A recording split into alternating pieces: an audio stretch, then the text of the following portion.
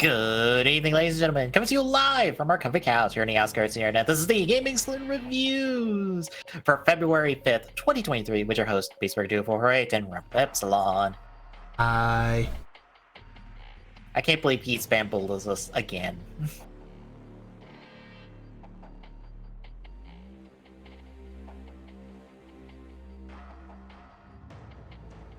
Granted, they bamboozles us and then slipped us something in one line that made me go, wait. No, you back the fuck up. Repeat that line one more time, because I'm pretty sure I know what we're doing now. Maybe. it wouldn't be the line about the goddess of creation, would it? Yeah. I wonder who Keats' mom is. And I was gonna say, and that didn't immediately spark the dang it. Keats' creation, Jesus. Great. Yeah. Someone to rival Kota, I guess. I mean, we've got fruit Jesus, so creation Jesus might as well. Yeah. But, I can also say, I really enjoyed Gazer's debut, if only for the simple fact of, damn, this man don't care. Yeah. He is putting in the minimal amount of effort to whip your monkey ass.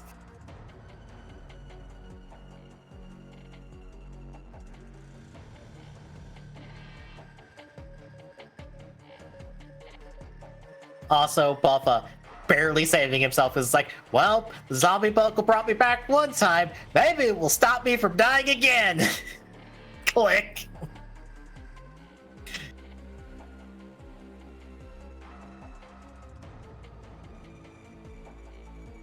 Also, I love how the thing that I pointed out in the opening actually is gonna happen.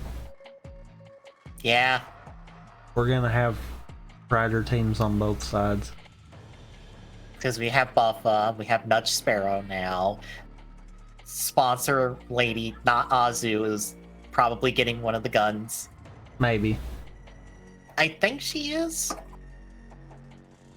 I think that's the assumption on everyone's part, because I think the description for the guns... Let me see if I can pull something up real quick. Describes it. It wouldn't surprise me, also, if there's a reason we have 4 riders having the focus.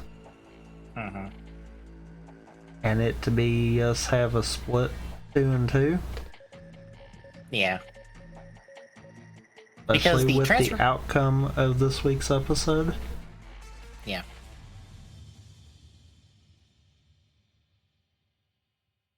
Yeah, because the gun is supposed to be out, I believe, 18th of this month. It's apparently because it's the gun that Geets' producer or Geets' sponsor has.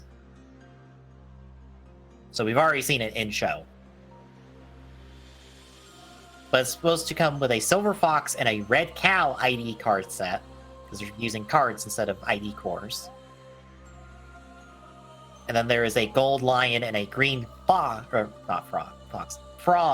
ID card set. And you can more or less go, okay, we have a fox, a cow, a lion, and a frog. 2 of those are exactly... or no, 1 of those is exactly matching animal-wise. 3 of them are adjacent animals. Well, no, 2 of them are adjacent animals. 1 of them is an adjacent color. I wonder who they could be. It can't be the 4 sponsors.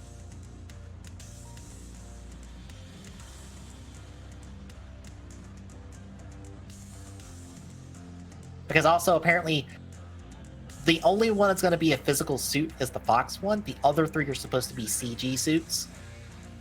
Which some people are thinking that the 3 CG suits are not actual sponsors. They're just summons that they have. Just pull out and have fight. Which matches the personalities we've seen so far for them. Yeah. It seems like Geets is the only one. Geets is sponsored to be the only one who actually wants to go fight someone. And it's only because of Geets. Mm-hmm.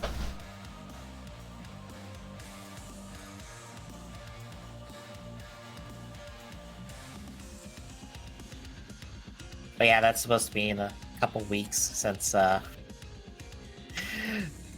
we have Glare variant next week, as we have found out that Nago is the traitor, not Lopo, like it was teased last week. No, that was a swerve.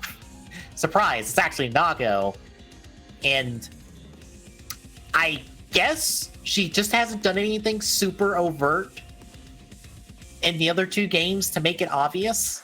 You didn't have to in the other game. Yeah. Which makes me wonder what was her mission in the other two games then?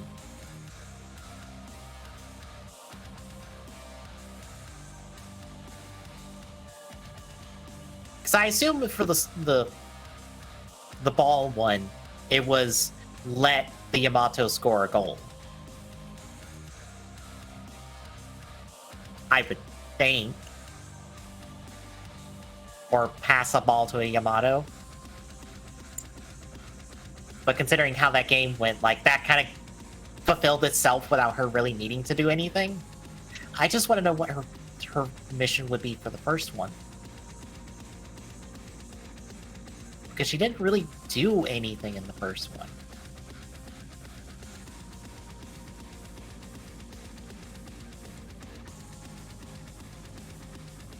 Of course, you're assuming there was missions for each game. Well, we had a rule that said that, like, the disaster has to complete a mission every round, right? I don't remember if we did or not. I feel like that was a rule.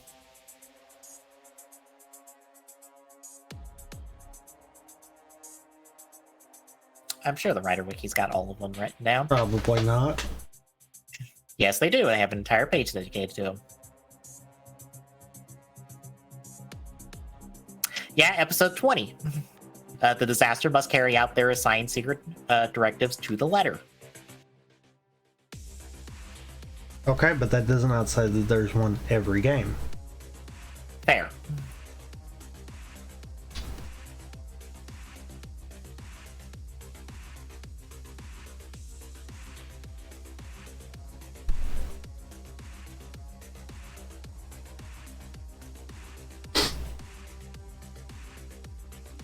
But yeah, Nako's out. Lopo protected her and took the fall. But I feel like Geets is gonna call this because he's like, nah, I see through this. Because he had that look of like, bullshit. But when he calls it, everyone's gonna look at him. Yeah, all two of them. Because that's the problem. Because now it's down to 3 of them. And all Nago has to do is have Kayla not vote for her. It'll be easy enough. Yeah. Mr. Gullible. Like, as long as the vote splits the next round, it means she wins, which makes me curious because a part of me assumes that the next round is going to be another 2-episode round. Like, it's not going to end next week. But then, if it doesn't end next week.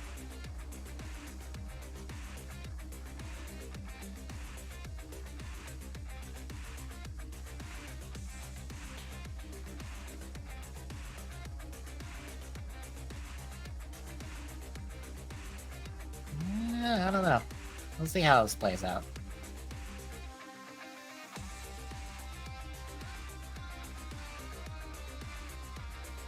Besides that, oh, I did see you guys brought up on Twitter a very good point of, you know, if Geets dies and they shove his broken ID core into the soil, we're fucked. Yeah. Which means what Galera was trying to do for the last, like, few episodes of his was a very terrible decision. Yeah. I assume he didn't know the broken ID cores were getting shoved into the Yamato. But also, maybe you should have seen what the fuck was going on with the Yamato first before you decided, Geet's gotta die. Because fuck him, he sucks.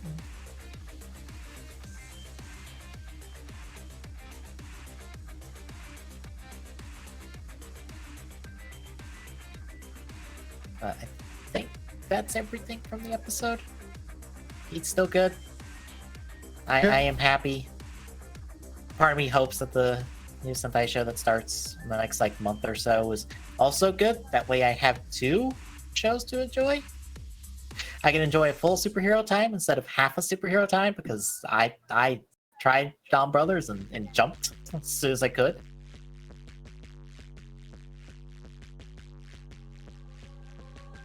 But I guess Armada time then? I guess. So it's 21 through 24 this week, and much like the last couple of weeks, we're just going to run through all 4 episodes at once, because, yeah, not a whole lot happened in the grand scheme of things. Especially the last pair, because I feel like you can sum up the last pair way more than it took to watch them. Or faster than it took to watch them. Yeah, pretty much. So, any thoughts going in? I mean, it was 4 episodes. Yeah, that feels about right. That's about the only thoughts. Yeah, so let's kick it off. Episode 21, Decisive Battle. So we have a brand new opening narration that is just telling us that a meteor has been casted and it is going to fall into the Decepticons and they're going to die. Okay. That gets resolved within the first 5 seconds. What? When did they piss off Sephiroth? Because that's the only reason I could think, oh, the meteor is going to crash and kill them. Except they're on, a random part of the moon, so, couldn't they have just went to the other side and they would have been fine? Or shot the meteor? I mean, that too. But, Meg decides to block it with the shield, and it destroys the meteor, so hooray! They're not dead. The show because continues. The shield's the only thing that could have stopped it. Definitely not the sword that also was in his hand.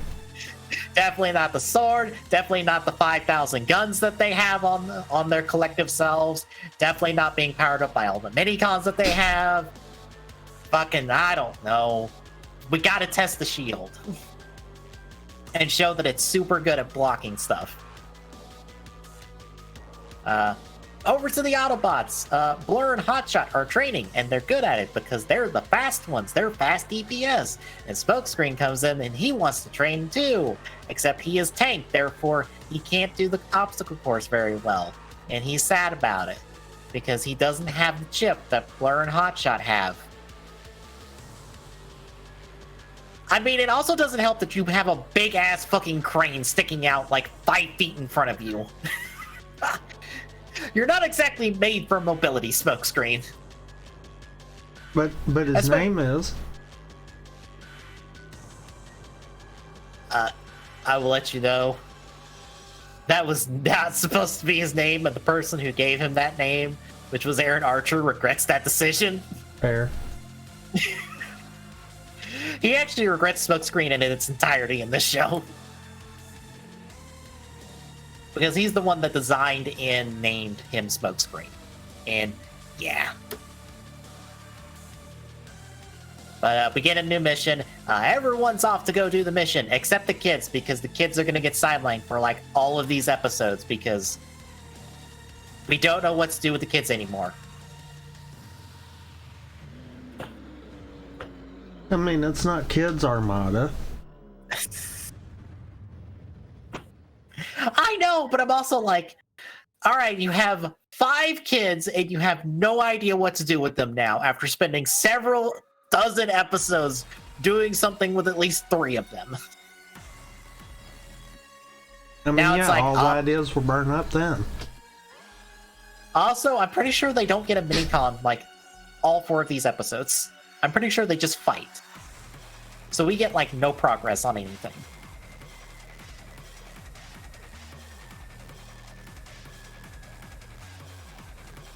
So yeah, they fight it out and stuff. Megs has both the sword and the shield. And it did seem like the budget was really showing this week because, oh boy, did the animation look rough.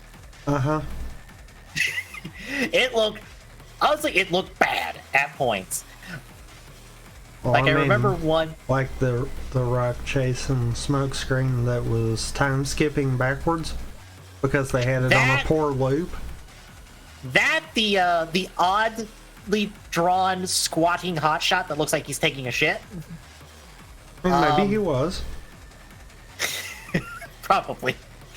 I believe there's one shot later of Megatron holding the Star Saber, and you can see that there is nothing from his hand down. I feel like it was either this episode or it might have been one of the next two.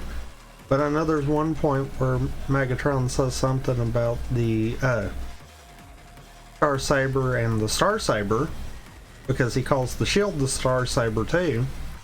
Okay, I must have missed that line. I heard that and I'm like, that's not, and we're not, okay, moving on. Max, are you okay? Did you take too many shots to the head?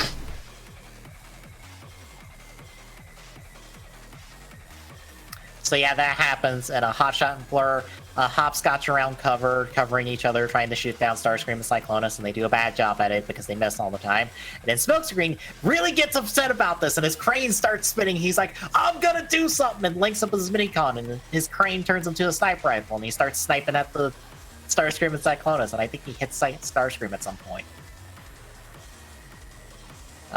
So this lets Hotshot and Blur catch up with Primes and Megs, who have been fighting this whole time. And by fighting, I mean Prime has been slowly dodging backwards to a ravine. Which we've done that already. But this time, he doesn't try to throw him off into the ravine with himself. Instead, Prime rips away the shield into the ravine. But then Megs is like, I still have a sword, fuck you. And then Sparkplug jumps in front of Prime. And it talks? Like, actually has a voice. Yeah. And calls the shield to Prime, who uses it to block the Star Saber, which sends a burst out into space that I guess will do something eventually. Maybe. And after this happens, the Decepticons are like, well, we're done for today. Bye. And just fuck off and leave. And that's the episode. Why does Sparkplug talk? Why does no one acknowledge the Sparkplug said a line? They've all talked in beeps and boops this entire time, and all of a sudden he has a voice line, and no one's like, wait a minute. Sparkplug, when did that happen? When did you get a voice box?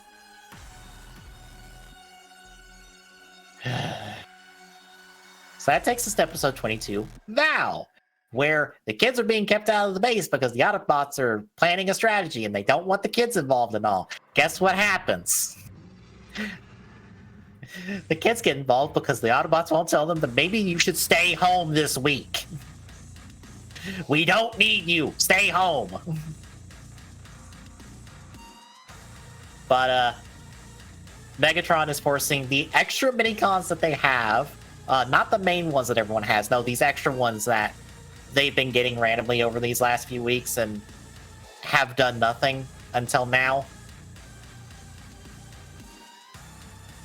They're going to help them with the plan. And the plan is they're going to signal to the minicons on the Autobot side saying that they're wanting to defect and lead them to a location. In that location, Megs is going to show up and say hi with the minicons and then fuck off and leave. And apparently, they're going to leave the warp gate that they have open, and it's going to pull the Autobots to various locations to split them up. To various previously visited locations. Yes, because we got to save on the budget. Also, all the other Autobots except Prime are going to do nothing for the entire episode. And somehow magically all be together by the end of it. Yes. So, question. Could they do this the whole time?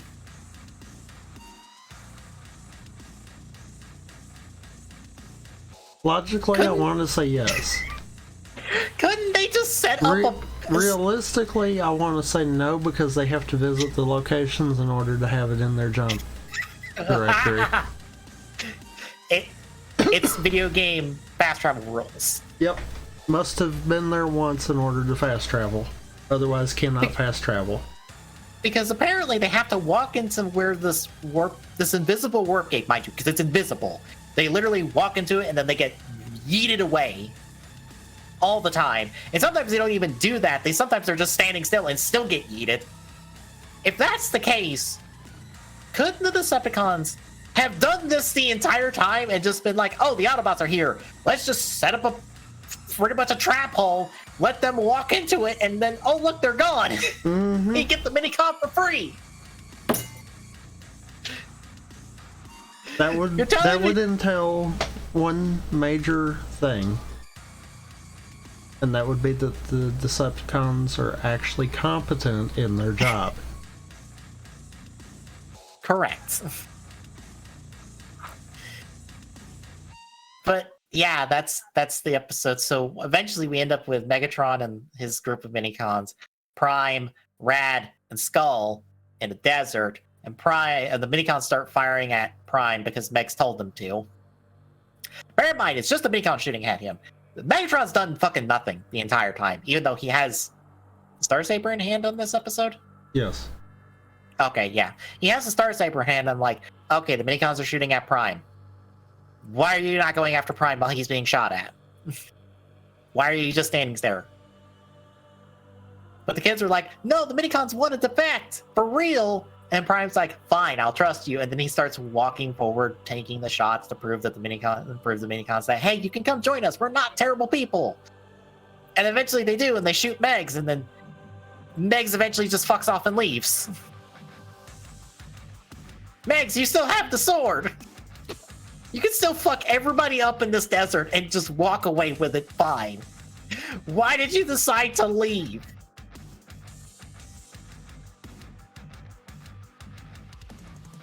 But yeah, that's the episode. Also, the reason the kids were kept out is because of the burst from last week, because they didn't know what would happen. And so when Prime eventually got the shield at the end of this episode, Hotshot had the shield, and he tanked the shot from Megs with the sword, it didn't do anything. So they're like, all right, that was a one-time thing. That totally won't be something we have to worry about in the future. So the kids can come back to the base and do nothing.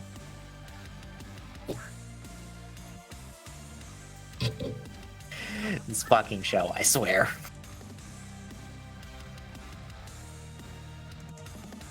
Because episode 23, Rebellion, is an entirely Decepticon episode. Literally, it's just the Decepticons the entire episode, and I don't care. Because all it is Sideways making an audio log speaking nonsense, because he's talking about how the Autobots and Decepticons have the Star Saber, the Skyboom Shield, and the Astro Blaster. If you're wondering what that third one is, don't feel bad. That's not in the show yet. That is also not the name of it. He is also talking about how the sides are at the moment, which is completely wrong. And I think Sideways got clonked on the head too hard, because I think he's speaking nonsense. I think. Sideways, are you okay? He's got his third head on. The one that talks and makes absolutely no sense. True, because I think he's this way for the next episode as well, because I question his actions in the next episode as well, but we'll get there. But anyway, he's decided to start a coup to get rid of Megatron, I think. Was that his plan? Because I'm not sure on his plan. All I know is he at least knows that Megatron is not a good leader. Which, duh. I mean, yeah. So, I don't understand why he figures that literally anyone else on this team would make a better leader, but... Well, I mean, like, considering who you have left, Cyclonus is out because no. Demolisher is out because no. It kind of only leaves Starscream by default. But no.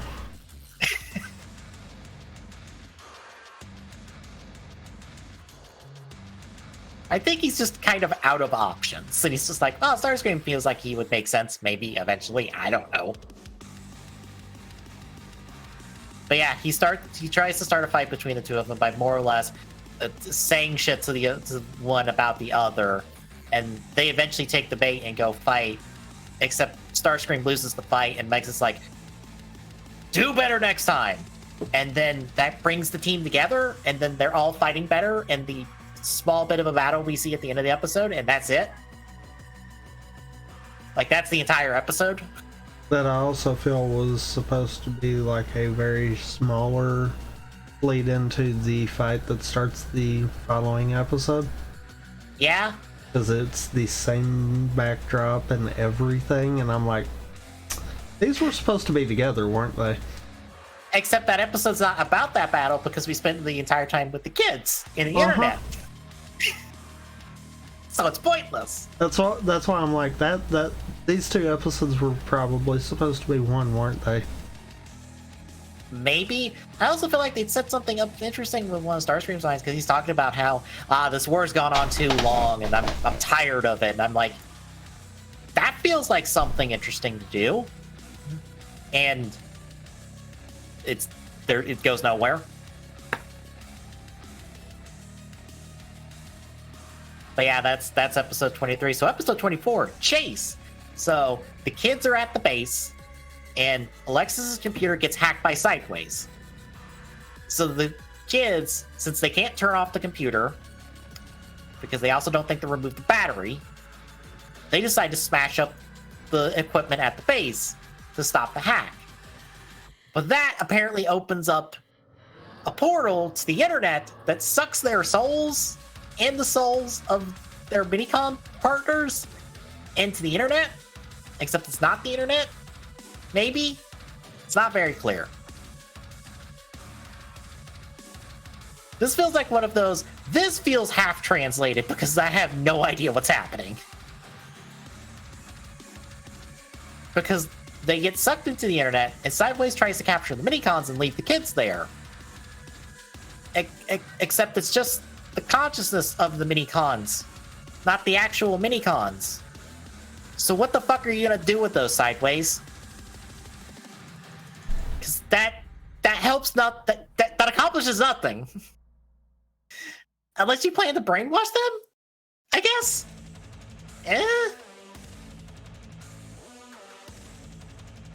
Also, as the kids find out, they can just no-sell Sideways and all of his bullets and stuff, and it doesn't hurt. So they're not in danger. And Sideways can't do anything about it.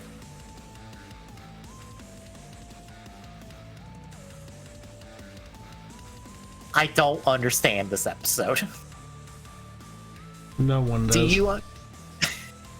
But then at the end, Sideways gets called by his boss. Because I'm just gonna say it's his boss, who's, I guess, checking in to be like, Sideways, are you doing a good job? Sideways, are you doing bad? Do I need to take over? So the kids escape while this happens, and they get chased by a giant planet that is in no way, shape, or form going to come back in this series at all whatsoever. No, totally not. This planet is not important at all, unless you know Transformers, specifically one very specific movie. Then you're like, oh, it's that thing, isn't it? And I'm just gonna go, yes, it's that thing, because I ain't gonna fucking hide it. Yes, it is that person you think it is. Because who the fuck else would it be?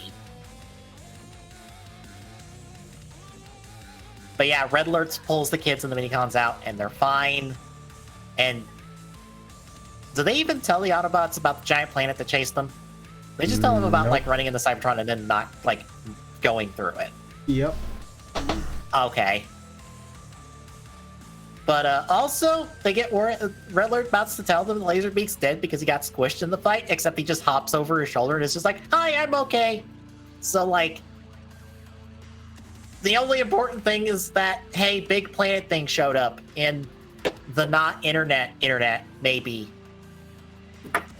This fucking show.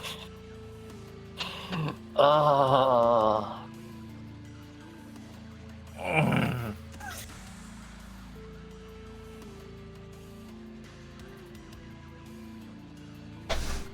I'm starting to feel that the show is bad. Yeah. Like, this is not mixed. This is a very bad show for a good majority of its beginning run, and I don't know how much the end of the show can fucking salvage this. Because I don't think it can.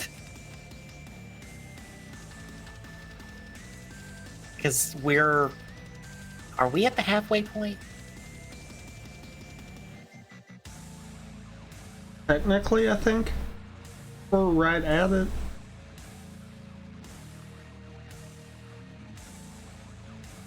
We're like 2 episodes shy of the halfway point because it's 52 episodes. Well, actually, scratch that. 2 of them are recap episodes, so next week we'll honestly probably be the halfway point, because also apparently there is a recap episode in next week's batch, which how the fuck does the show have recap episodes when nothing happens?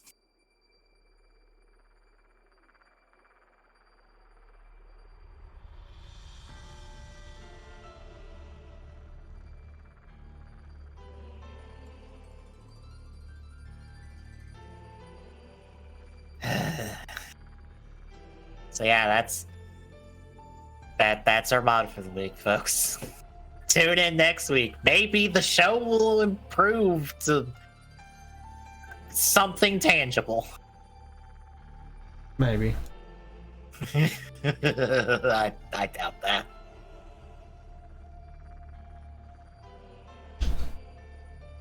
But any other thoughts? No. All right, then. Between now and then, Thursday we are continuing Duels of the Roses and maybe ending Duels of the Roses. We'll see. Friday, we'll be doing Octo Expansion. Saturday will be TGS, where we can talk about the death of all live service games. Unless you're Fortnite or Final Fantasy 14, but Final Fantasy 14 doesn't come up in the conversation with this stuff for some stupid fucking reason.